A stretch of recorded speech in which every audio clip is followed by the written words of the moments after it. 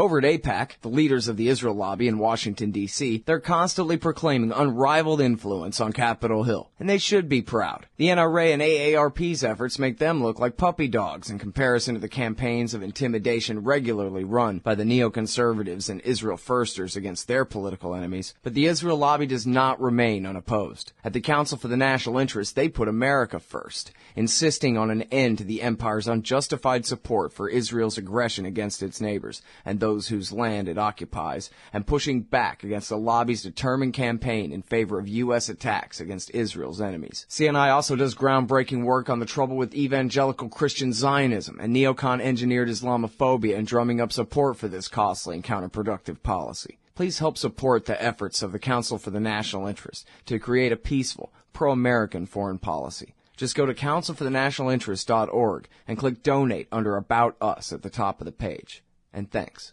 All right, Jill. Welcome back to the show. I'm Scott Horton. And yesterday, technology and its glitches got the best of us and cut off the end of the Marcy Wheeler interview.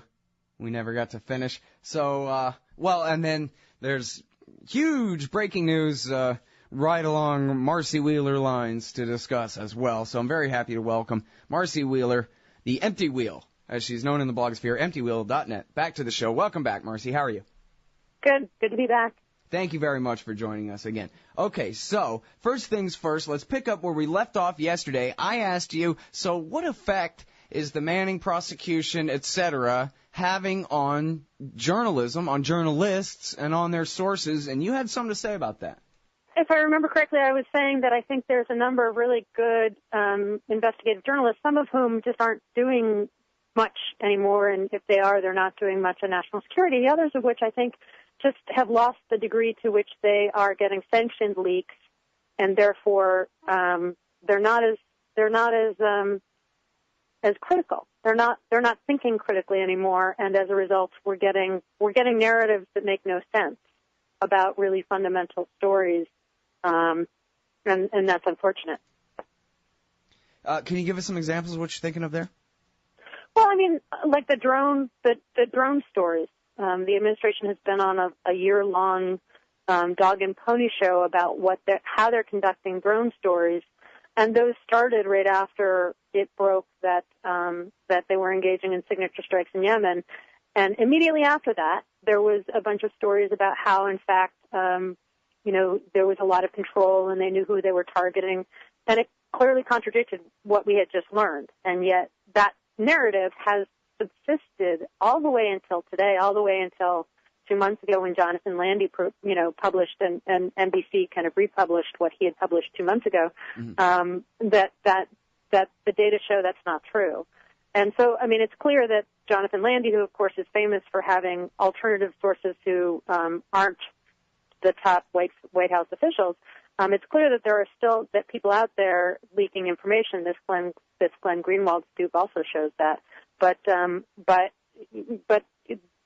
narrative, the Obama administration, I think, has succeeded at presenting unquestioned narratives as well as anyone has since the Iraq War buildup. I think we're seeing the same kind of unquestioning obedience to this White House narrative, and that's really troubling.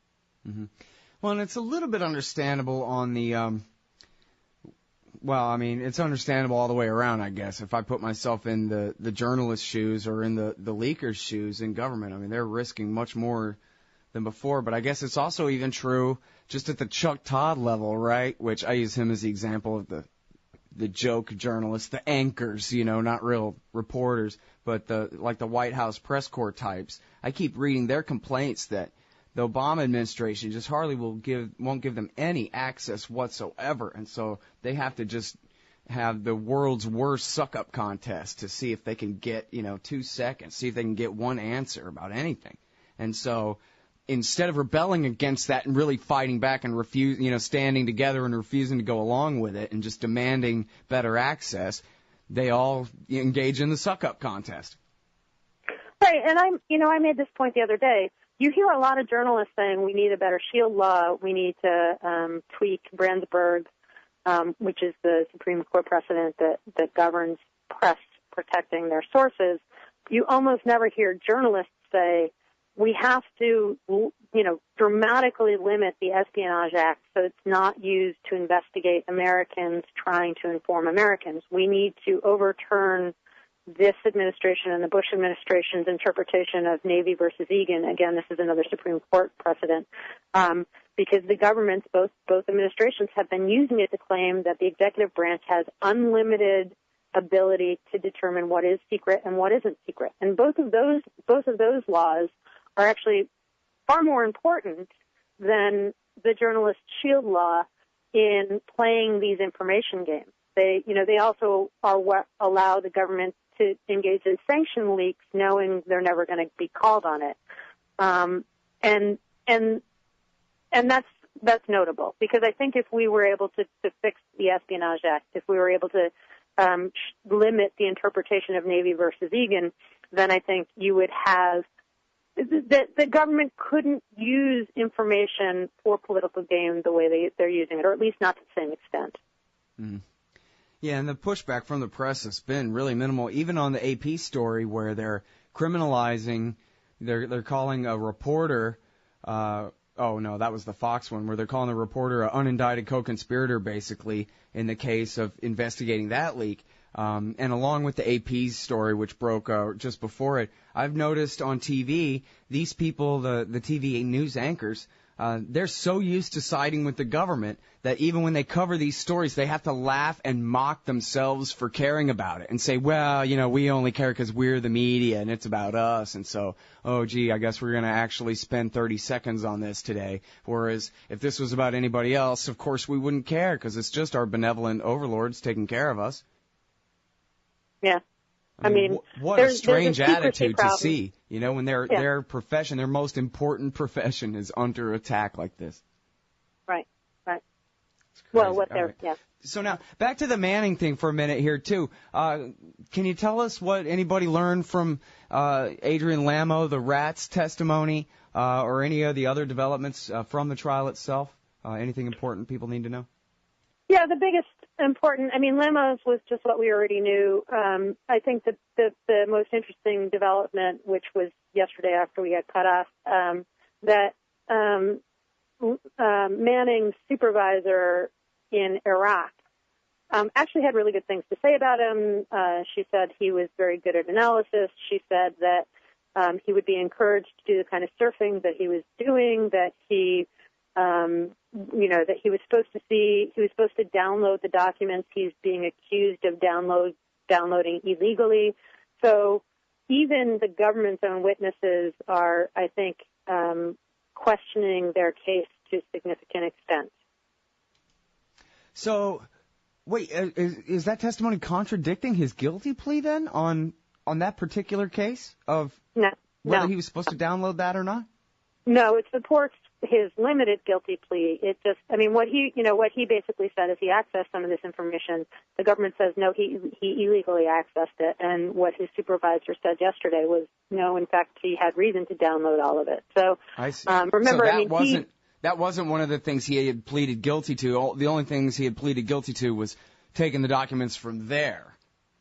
Taking the documents without authorization. Yeah, so he pled to lesser charges on just about all the counts save one. And so that's what we're seeing is I think we're actually seeing that, and we'll see whether the government, whether they present a case. But, I think the government is,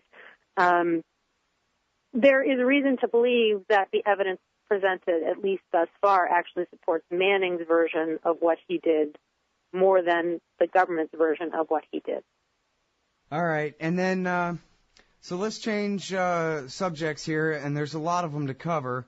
I almost wanted to start with the Google order first. Do you know about that one? They had been resisting the government's demands that they turn over, I believe, vast tracts of data, and they've lost, at least on a pretty high level this week, no? Yeah. Can you explain a little better to me? I don't know. It's just another case of national security letters, the government requiring data in secret, and even in a circuit and with a judge who had already said that they couldn't get this information, judges are still upholding national security letters. But I think, I think we should actually jump ahead to the Verizon thing. Sure, because go ahead. Because, I mean, so what happened is Glenn Greenwald at The Guardian published what's called a Section 215 order, which you and I have talked about a bajillion times. So your readers are way ahead of where everyone else is on this, your listeners. And what it showed is that the government, the FBI, came to the FISA court and said, we want all of Verizon Network Business Services metadata for 3 months. And the FISA court said, great, here you go.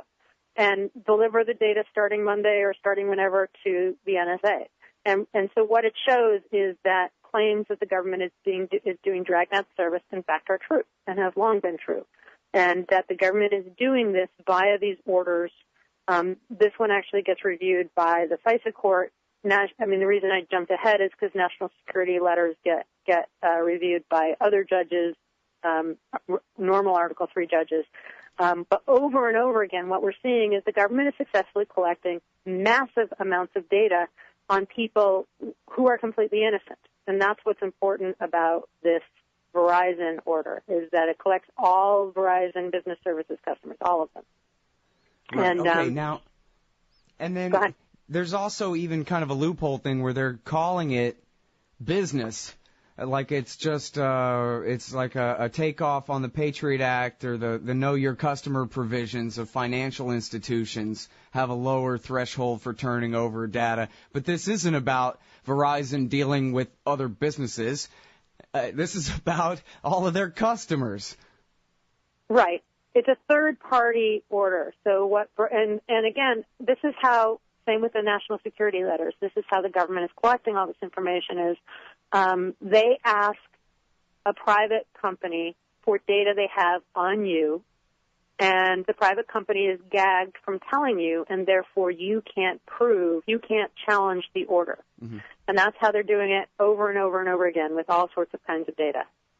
So what does this mean for the standing to sue that every Verizon customer in America is holding in their hand right now? Anything? Well, that's what I argued this morning. The government, both Holder and the White House and some members of Congress are saying, oh, we can't discuss this in secret. And one of the things, you look at this order and, even people who were trying to figure out, who assumed that it was tied to a specific investigation rather than just regularly collected dragnet, they had no clue who they were targeting because you couldn't have a clue who they're targeting because everyone's being collected. So in other words, these orders, it belies the claim that these needed to be secret in the first place, because if you're collecting from everybody, there is no plausible argument you can make that revealing that you're collecting from everybody will tip off the terrorists. Right. So, and I argued that the only reason they've been keeping it secret and the only reason they're going to refuse to acknowledge this, even though they all but have, is because they want to prevent somebody from getting standing. In other words, they're hoping that some judge will still rule that this does not give a Verizon Business Service customer standing to sue because Verizon is sharing its information with the government. And that itself ought to tell you that the government doesn't think this is legal, because they have for years, since 2004, since before, they have made every effort they could do to make sure these counterterrorism programs could never be reviewed in court. They did it. This comes on the heels of the Clapper versus Amnesty decision at the Supreme Court, where, a couple of justices said, "Oh, I think you're speculating that as a lawyer who represents terrorists, they might be wiretapping your phones," and therefore they were thrown out. I think Verizon business customers are going to have a better chance of proving that they've got standing. But people really need to understand that the trick the government has used consistently and over and over and over again is to deny people a legal review of these programs by keeping things secret, and therefore preventing any person from getting standing to be able to sue and challenge it in court. Right. And challenge it in court means challenge not just the behavior, but the FISA Amendments Act that legalizes this. Because isn't this the illegal part of the illegal Bush program that the Democrats legalized in 2008, including then Senator Obama? It goes back to 2006. It goes back. I actually think I'm going to write a post that I think that this application of Section 215 was birthed in a secret meeting between Robert Mueller and Dick Cheney on March 26, 2004. It goes back that far. The members of Congress who say they've known about it say that they've known about it since 2006. And what happened was the New York Times had its big scoop in December 15th, actually, 2005. That was the day before Congress was set to pass the Patriot renewal, the first renewal of the Patriot Act. And there was actually a filibuster, one of the few filibusters that, there was a filibuster of it. And so the administration had to put off passage extension of the Patriot Act or the renewal, the 4-year renewal of the Patriot Act until March of 2006. And in the interim, they tweaked the language pertaining to Section 215. And we have to assume, and there's some IG reports that clearly indicate it, and there have been hints by people testifying before Congress that clearly indicate it, that since that time and probably before, they have been using Section 215 to do this kind of massive collection. Mm-hmm. So, yeah, it comes out of the illegal program. It's a part of making it legal, but it goes back 7 years, right. Really. Now, and then it does it go without saying, or we should go ahead and stop and say that if they're doing this to Verizon, this is the same thing goes for every other telecom, right? I think let's assume that until they tell us differently, for one, Yeah. And in Greenwald, in his piece today at The Guardian, or yesterday's piece, I should say, at The Guardian, he refers to an article that came out in USA Today in 2006, that referred to apparently everybody except Verizon on this, whatever. I was just wondering what exactly is new. I think you said the congressman said that they learned about it at least in 2006. What exactly is new about this other than he's got the FISA document that proves it? Well, that's a big thing. I mean, that is a big thing. But this isn't a separate and distinct extra project. This is the same project that we're talking about. Well, just as an example, back in 2012 when Benny, and I forget his first name, but when the former NSA, really top-level NSA person was saying that the government was collecting all of this data, Hank Johnson asked Keith Alexander, who has the NSA, about it in a hearing in March of 2012. And he said, no, the NSA doesn't do that. And very tellingly, he said, if it's domestic, the FBI has to do that. And I did a post then. I think you and I even talked about it. I did a post then saying what Alexander was doing was giving a non-denial denial that served and was reported as such by a bunch of credulous journalists that kind of allay fears that the government is doing massive dragnet collection. But if you looked at his language, he was basically saying, the FBI does it. What we know from this, from what Glenn published, is that the FBI provides the explanation for it, and then the data goes right into NSA anyway. The order came from the NSA. It was given to, the FBI applied for the order. It was granted to the FBI, but the order told Verizon to deliver the data to NSA. So one of the things it reveals is how they're getting around certain restrictions on the NSA, and they're basically turning the FBI into a front. Mm-hmm. So we know, those of us who track this very closely have been saying for a long time, look, there's a huge amount of circumstantial evidence they're doing this, and people who don't want to believe the government is doing this kind of dragnet spying have responded by saying, oh, you're being a conspiracy theorist. And that, those same people, and some very good lawyers this morning are going, I had no idea that the relevant to standard meant dragnet surveillance. They're now rethinking the counter-arguments they've made against us supposed conspiracy theorists for the last 5 years, because, it's there in print that this is in fact what they've been doing. So I think that there are people, who will finally be concerned, who for years have been dismissing this as a possibility. Mm. Well, and then there's like we're talking about with the FISA Amendments Act, there's a bipartisan consensus for this on Capitol Hill that it doesn't matter what the Constitution says. What matters is we're taking good care of you. That's what Dianne Feinstein said, I think, this morning or yesterday, that this is about protecting us from terrorists. So Shut your Right. trap. Right. I mean, and people should know, when Dianne Feinstein says that, especially if you guys are California residents, you should call her and say, if that's true, if this is so unquestionable, why did you work so hard to keep it secret, both last year when the FISA Amendments Act was passed and in 2011? Because she was the leader in keeping this stuff secret. If it's so defensible, if it's so valuable, then there is no reason to keep it secret. And Dianne Feinstein has been crucial to keeping it secret. Mm. Well, on the other hand, too, though, everybody knows this, and in fact, I think we've all assumed this since the 1980s or something. It's like the Judas Priest song, the Eye in the Sky, and they're watching everything and tapping every phone. They built the National Security Agency hand in hand with AT&T, etc., built the entire telecommunications infrastructure of the planet Earth in the first place. I mean, since the end of the Second World War. So, of course, they could tap every signal on Earth that they want to tap. That's their job. So, to think that they're not doing this, to me, is the crazy theory. Whether it's legal or not, whether they can use it against you in court later or that kind of thing is sort of out of the question. But I'm always amazed by these stories that that's all they're doing, really? I would have thought that was 20 years ago. Right, but that's you and I.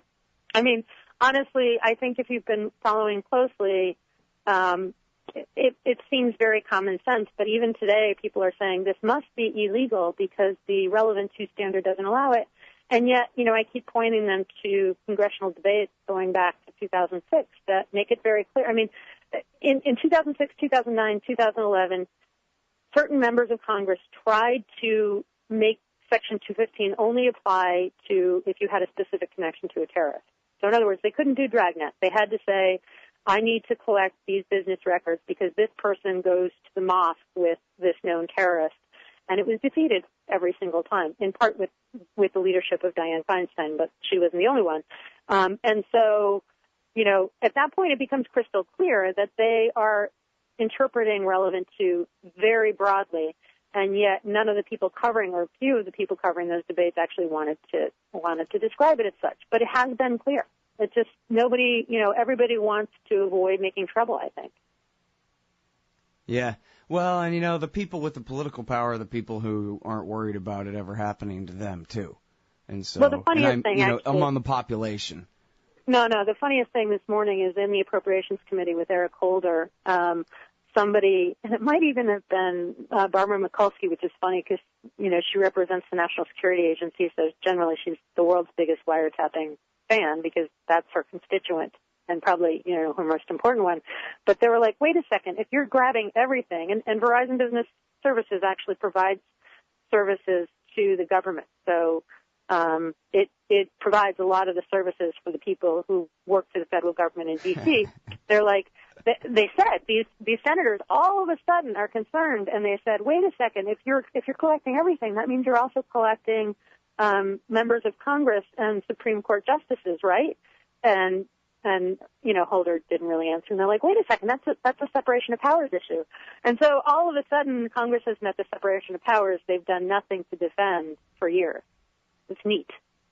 They're so horrible, them congressmen and senators. And they don't even know how bad that looks. They're like, what? You mean this abuse could apply to us, not only our constituents that we pretend to serve? Right, well, that's goodness. exactly what they're arguing. Yeah. Yeah, what about the separation of their power from us?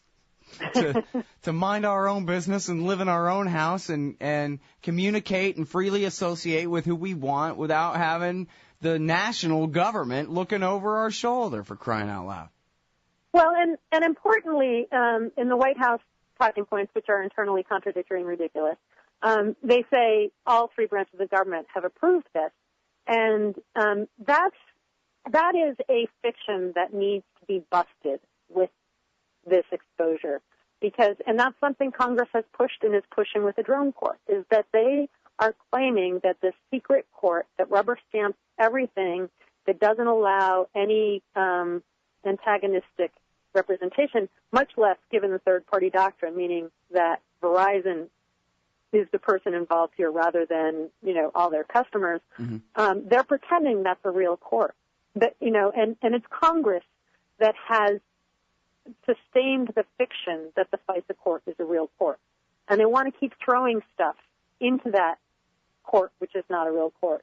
And that's one of the lessons that needs to come out of this, is that you cannot say that all three branches of government have approved this if what we're doing is using this kangaroo court. And that's what it fundamentally amounts to. Well, that's always been confusing to me because, like I know if you want to dispute a traffic ticket, that's not an Article 3 court at all. That is a Article 2 court, right? That's the executive branch. And the person might wear a little black robe, but it's pretend. It sort of has the impression of a judicial check, but it's not really. And then, so the FISA court at least used to be housed inside the Justice Department.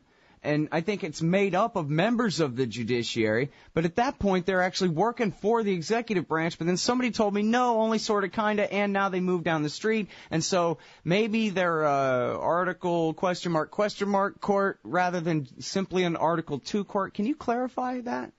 They're in Article 3. The members of the FISA court are picked by the Supreme Court, the Chief Justice. There have only ever been 2 democratically appointed FISA court judges, which is pretty funny. Although I have to say that the people John Roberts has picked up late, some of them have a good independent streak. So, maybe he's getting worried about this rubber stamp court himself. But so you're saying it is an Article 3 court, but it's still a rubber stamp court. It's a rubber stamp court because the standards they are asked to rule on. I mean, for example, in the Section 215 order, what it says is it is presumptively you have to in certain circumstances, pretty much anything involving a foreign power, you have to presume that this warrant applies. So the rules in which the judges on that court are allowed to rule on are so narrow it makes them meaningless. If right. That makes sense. I mean, the judges are given next to zero discretion. I see. But that's the way the law was written. And again, that comes back to Congress. That now they're concerned about separation of powers. They made this court a kangaroo court. That's right. What they wanted, and they're responsible for it. All right, everybody. That's Marcy Wheeler, the genius, at emptywheel.net. Thank you, Marcy. Thanks so much, Scott. Hey, y'all, Scott Horton here for WallStreetWindow.com. Mike Swanson is a successful former hedge fund manager whose site is unique on the web. Subscribers are allowed a window into Mike's very real main account and receive announcements and explanations for all his market moves. The Federal Reserve has been inflating the money supply to finance the bank bailouts and terror war overseas. So Mike's betting on commodities, mining stocks, European markets, and other hedges against a depreciating dollar. Play along on paper or with real money, and then be your own judge of Mike's investment strategies. See what happens at WallStreetWindow.com.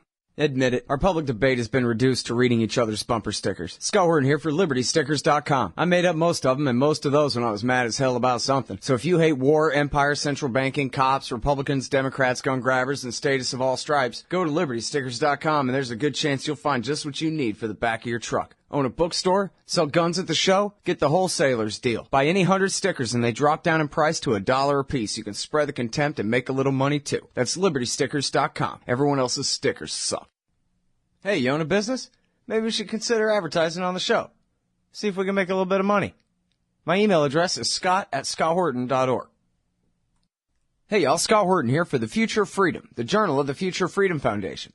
Every month, Plumline individualist editor Sheldon Richmond brings you important news and opinions on policy by heroic FFF President Jacob Hornberger, hard-hitting journalist columnist James Bovard, and others from the best of the libertarian movement. The Future of Freedom tackles the most important issues facing our country, from the bankrupt and insane welfare and regulatory states to foreign wars and empire, the dismal state of our economy, and ongoing assaults on civil liberties. This society needs peace and freedom for prosperity to prevail. Subscribe to the Future of Freedom in print for just $25 a year or online for $15 a year at fff.org/subscribe. And hurry up, because this summer they'll be running my articles about the wars in Libya, Syria, and Somalia in the Future of Freedom too. That's fff.org/subscribe for the Future of Freedom. And tell them Scott sent you. Oh man, I'm late. Sure hope I can make my flight. Stand there. Me? I am standing here. Come here. Okay. Hands up. Turn around. Whoa, easy. Into the scanner. Ooh, what's this in your pants? Hey, slow down. It's just my... Hold it right there. Your wallet has tripped the metal detector. What's this? The Bill of Rights? That's right. It's just a harmless stainless steel business card-sized copy of the Bill of Rights from SecurityEdition.com. There for exposing the TSA as a bunch of liberty-destroying goons who've never protected anyone from anything. Sir, now give me back my wallet and get out of my way. Got a plane to catch. Have a nice day. Play a leading role in the security theater with the Bill of Rights Security Edition from SecurityEdition.com. It's the size of a business card, so it fits right in your wallet, and it's guaranteed to trip the metal detectors wherever the police state goes. That's SecurityEdition.com. And don't forget their great Fourth Amendment socks. Hey guys, I got his laptop.